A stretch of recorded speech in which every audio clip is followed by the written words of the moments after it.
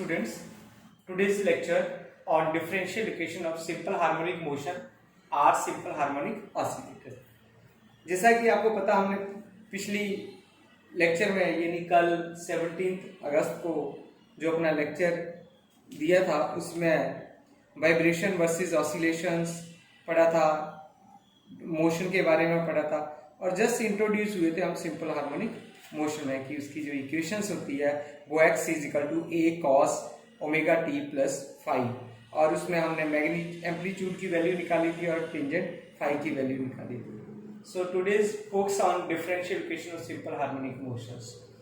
As we know that x is equal to a cos omega t plus phi. If we differentiate this equation with respect to t, then we have minus a omega sin omega t plus phi. Double differentiation करते हैं हम इस equation का, then d square x upon dt square is equal to minus a omega square cos omega t plus phi. If you see that, we see that if a cos omega t this is equal to x के बराबर आता तो then minus omega square x, right? In simple harmonic motion x represents the displacement and d square x upon dt square represent acceleration of the particles. Here omega is nothing but omega is constants. Omega is nothing, here omega is constant. Then the simple harmonic motion may be defined as the motion in which acceleration is directly proportional to the displacement and directed opposite to the displacement. देखो ये displacement है मेरा, x is displacement and negative sign is opposite. This negative sign is opposite. Displacement, right? So we can say that simple harmonic motion is defined as the motion in which acceleration of a particle is directly proportional to the displacement and is directed opposite to the displacement.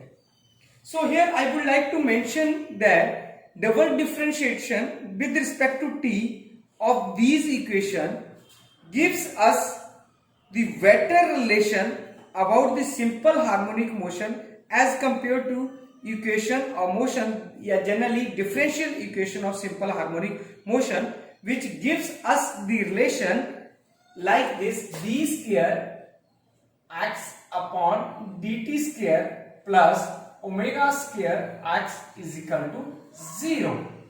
This is the simple harmonic motion equation को हम इस way में भी लिख सकते हैं, d square x और d t square plus omega square x is equal to 0. For any other simple harmonic oscillator the above equation remains valid. The only difference is that the x represents any other physical quantity such as electric current, electric charge, current,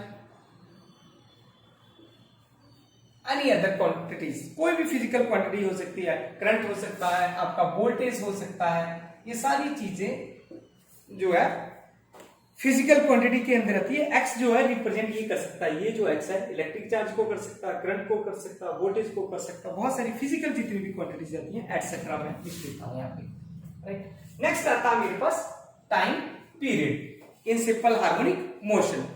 So the equation of simple harmonic motion is given by the x is equal to a cos of omega t plus phi.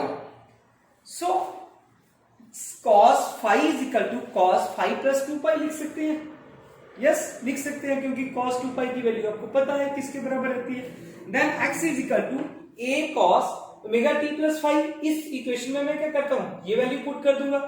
Then a cos omega t plus phi plus 2 pi. Then I can write it equation in this way: a cos omega common ले लिया मैंने, t plus 2 pi, इस quantity को इकट्ठा कर दिया मैंने, इसको और phi को लग लिख लिया. t plus omega 2 pi upon omega, अगर ओमेगा से ओमेगा को मल्टीप्लाई करता हूं, ओमेगा इंटू टी प्लस 2 पाई ओमेगा अपॉन ओमेगा, तो ओमेगा ओमेगा कैंसिल हो जाएगा, देन सेम इक्वेशन रह जाएगी omega t plus 2 pi plus 5. अब what is this, this is nothing but it is called the time period. T is equal to 2 pi upon omega, right? The displacement x will have the same value both at the time of t and t plus 2 pi upon omega. ये दोनों time जो period है उनके लिए जो displacement x की value होगी वो सेम रहेगी. So why the definition of the time period after the simple harmonic motion repeats. जैसे हमने पिछले लेक्चर में बोला था कि जो सिंपल हार्मोनिक मोशंस होगा that is under the class of the periodic motion, repeat itself after some regular interval of time. अब रिपीट इटसेल्फ क्या करता है? अगर रिपीट कोई भी चीज इटसेल्फ करती है तो वो क्या बन जाता है? उसका टाइम पीरियड बन जाता है. So the time period t is equal to 2 pi upon omega. Time period of simple harmonic motion is directly related to the constant omega which is given by this equations. Next articles आता है हमारे पास simple harmonic motion as the projection of uniform circular motion on one of the diameters. ये हमने figure बनाई है इसकी. कोई भी हमारे पास फिगर्स है, इस फिगर को हम पहले समझते हैं. So consider a vector OP. कोई भी वेक्टर मैंने OP ले लिया, rotating about its tell.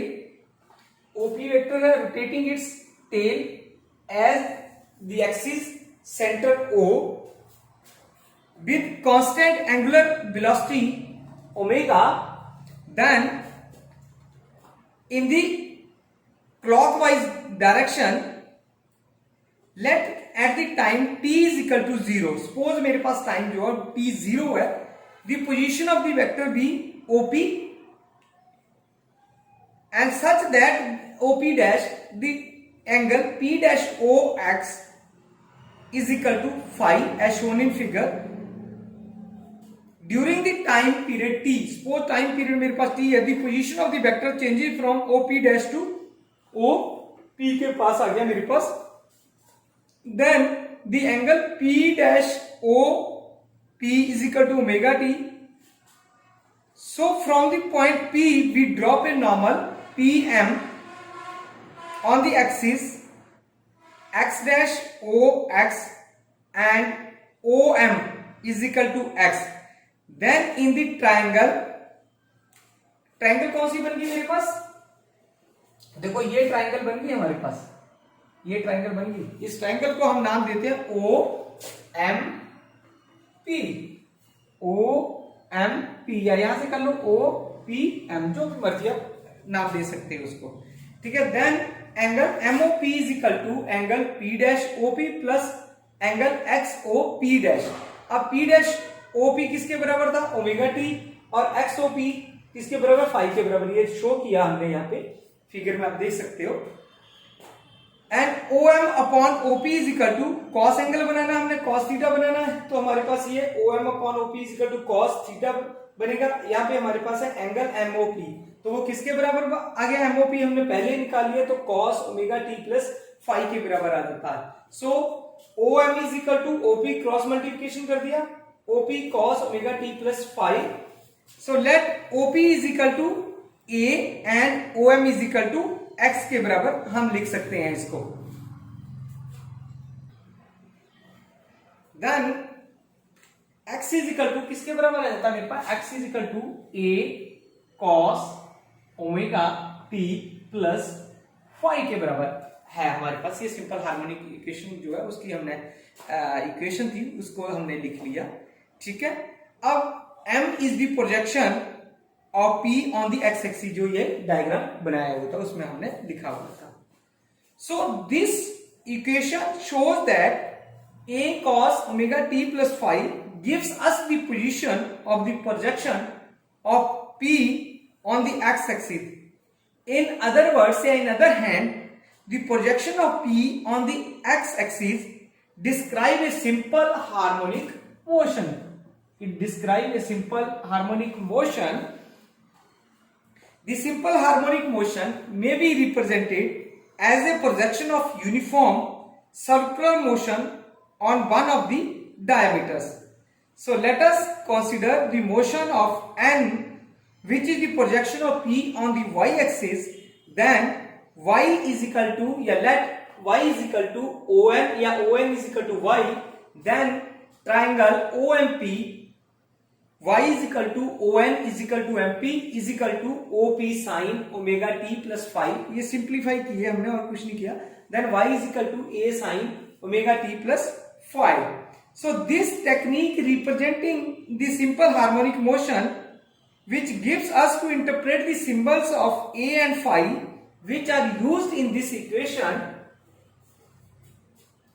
The vibratory motion of M on x dash OX lies between the point x and x dash as shown in figure, and O is nothing but O is the mean position of M. O is the mean position. O is the mean position of M. Right? So OX dash, अब OX dash किसके बराबर आ गया? अगर आपने figure देखी है, किसके बराबर आता? OX के बराबर. अब OX किसके बराबर था? अभी हमने देखा था OP के बराबर था. OP किसके बराबर है? हमारा जितना भी एम्पलीट्यूड है A के बराबर है.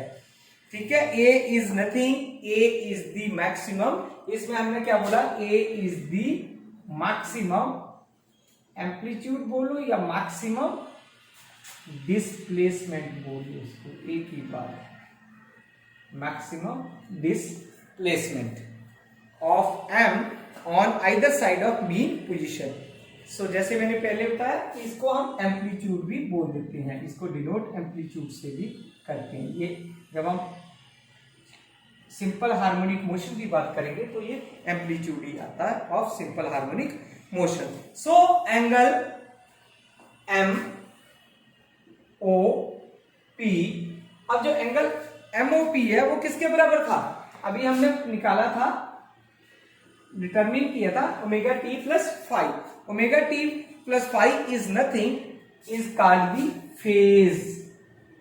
अब याद रखना इसको एम्पलीट्यूड, इसको फेज. ये जितने भी हमारे पास आगे आर्टिकल्स आएंगे हम इन टर्म्स को यूज करेंगे, बार बार नहीं बताएंगे कि फेज एंगल कौन सा था या फेज कौन सा था, एम्पलीट्यूड कौन सा था. ठीक है, इसको ध्यान से सुन लो. It is called the phase of simple harmonic motion. अब फेज क्या होता है? It is the angle made by the rotating vector with कोई भी एंगल्स बनता है. हमारे केस में कौन सा एंगल बना था? With x dash O x के साथ जो एंगल्स बनता वो फेज एंगल्स बन जाता है. Suppose t is equal to 0, जब टाइम मेरा क्या है? t 0 ले लेता हूं मैं किसी एक पॉइंट पे. जब मेरे पास टाइम t 0 है, फेज जो है मेरा, फेज जो है वो फाई है. फेज इज फाई, या फाई लिख दूंगा तब भी आप बोल सकते हो कि फेज है. फेज फाई है. वो जो फाई है बेसिकली वो क्या रिप्रेजेंट कर रहा है? इसमें initial phase of simple harmonic motion को रिप्रेजेंट कर रहा है. यहाँ पे जब time t is equal to 0 है, फेज जो फाई है वो किस चीज को रिप्रेजेंट करता है? इस इक्वेशंस में initial phase of simple harmonic motion को यूज करता है. If we would like to determine the time from the instant when OP coincide with the OX, in that case phi is equal to 0. इस case में क्या होगा? वो phi 0 हो जाएगा, यानी फेज 0 हो जाएगा. And the equation of simple harmonic motion may be written as A cos omega t plus 0. यहाँ फाई था, फाई की जगह मैं क्या करता हूं? सपोज फाई था, फाई की जगह अब हमने 0 पुट कर दिया. Then x is equal to A cos omega t आ गया मेरे पास. राइट. अब सिमिलरली मैं दूसरी इक्वेशन भी निकाल सकता हूं इन टर्म. किसके लिए? कोसाइन, साइन के लिए, क्योंकि ये आपको पता साइन और कोसाइन फंक्शंस है. तो y is equal to A sine omega t के लिए भी मैं निकाल सकता हूं.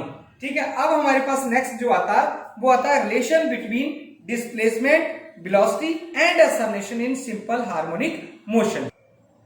The relation between the displacement, velocity and acceleration of a particle executing simple harmonic motion, as well as the nature of variation of these quantity with time. Such a particle can be analyzed.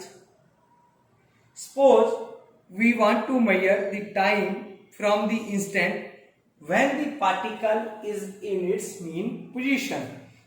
So the equation of motion of such particle may be written as y is equal to a sin omega t. Then differentiate with equation with respect to t, we find the velocity v is equal to dy upon dt is equal to a omega cos omega t, right. इसका अगर मैं differentiate करता हूं तो ये value आ जाती है। Then ए omega, अब cos स्क्वायर ओमेगा टी को मैं ऐसे लिख सकता हूं, cos ओमेगा टी को ऐसे लिख सकता हूं cos स्क्वायर ओमेगा टी का स्क्वायर रूट, क्योंकि ये दोनों स्क्वायर और स्क्वायर रूट कैंसिल हो जाएंगे, सेम क्वांटिटी। पर इस स्क्वायर को मैं क्या करता हूं, cos स्क्वायर के पास मेरे पास एक और फार्मूला होता है, a omega square root 1 minus sine square omega t लिख सकता हूं, yes. Then a omega minus, अब देखो इसमें हमारे पास क्या साइन स्क्वायर ओमेगा वैल्यू है मेरे पास, मैंने वहां से वैल्यू निकाल ली, a omega 1 minus y square upon a square का स्क्वायर रूट। अब इसको मैं सिंप्लीफाई कर लेता हूं, v is equal to dy upon dt is equal to omega square root a square minus y square. देखो a square minus y square, a square आ गया, जब नीचे आएगा a square square root cancel हो जाएगा, a से a cancel out हो जाएगा, तो मेरे पास ये इक्वेशन बच के आ जाएगी omega is equal to a square minus y square. ठीक है, differentiate again with respect to t, we get the acceleration a is equal to d square y upon dt square is equal to minus a omega square sin omega t, minus omega square मैंने side में रख लिया, a sin omega t किसके बराबर है, अभी आपको पता किसके बराबर था, y के बराबर। Then acceleration a is equal to minus omega square y के बराबर आ गया। So the variation of y, यानी जिसको आपने डिस्प्लेसमेंट बोला, वेलोसिटी v बोला है, एंड असोल्यूशन a बोला with the time which can be expressed as the fraction of time period t। ठीक है, इसका अगर मैं डिटेल स्टडी करता हूं कि t को मैं कितना लिखता हूं, ओमेगा t कितना होगा, मेरा v कितना होगा, अगर मैं पहले केस में 0 पुट करता हूं तो मेरे पास टाइम पीरियड t 0 हो जाएगा, ओमेगा t भी 0 होगा, डिस्प्लेसमेंट भी 0 होगी, पर वेलोसिटी ओमेगा a हो जाएगी और सॉल्यूशन भी 0 हो जाएगा। ये हमारे पास टेबल दिया हुआ, आप इसको स्टडी भी कर सकते हैं, डिटेल स्टडी है। ठीक है, वहां से हम ग्राफ भी बनाते हैं इसका, जो वो कौन सा ग्राफ होता है, variation of velocity and acceleration with y या displacement as a function of a। ठीक है, वो हम नेक्स्ट लेक्चर में आपको डिटेल स्टडी बताएंगे। Hope you enjoy this lecture, thank you very much.